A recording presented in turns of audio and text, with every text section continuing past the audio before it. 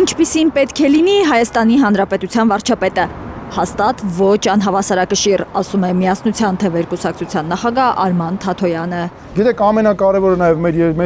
երկրի ղեկավարապետք, որ չխափի, որ ժողովրդի հաշվին չհարստանա, վախկոտ չլինի,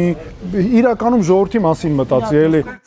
Միասնության թևերը շարունակում են ընտրապայքարը նախընտրական ծրագրի դրույթները ներկայացնելով։ Կարևորում են բարձր տեխնոլոգիական բանակի ստեղծումը, հայկական ռազմաարդյունաբերության զարգացումը։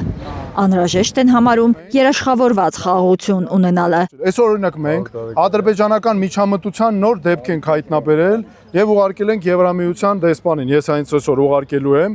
որ այդ երկրից անում են հայտարարություններ, որ պիտի Հայաստանում նենց անենք, որ ընտրվի այս իշխանությունը, պետքա ուժը ցույց տանք, Երկաթե Բրունսկի իր տեղում է եւ այլն։ Տեսեք ոնց են միջամտում մեր ընտրություններին։ Պետությունը պետք է երաշխավորի քաղաքացու անվտանգությունը, աշխատատեղեր ստեղծի այդ քաղաքացու համար, տա հնարավորություն քաղաքացուն իր սեփական բիզնեսն ունենալու, ասում են Միասնության թևեր կուսակցության ներկայացուցիչները։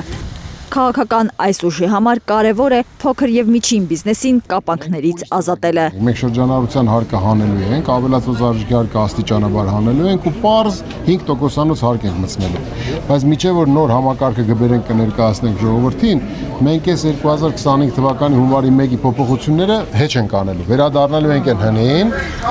Գյուղատնտեսական աշխատանքը նույնպես պետք է հաշվարկվի որպես ստաժ։ Սոցիալական երաշխիքներ պետք է ունենա ՀՀ քաղաքացին։ Իսկ դատական համակարգը պետք է անկախ լինի քաղաքականությունից, արդարադատությունը պետք է լինի իրական, ոչ թե ձևական, ասում է Միասնության թևերը, որի նախընտրական ցուցակի առաջին համարը Արման Թաթոյանը ընտրապայքարում է արդարությունը գալիս է կարգախոսով։ Արդարը, եթե գիտելիք ունեցավ։ Արփիս Քեսյան, Հարություն Մաթևոսյան, Հայլուր։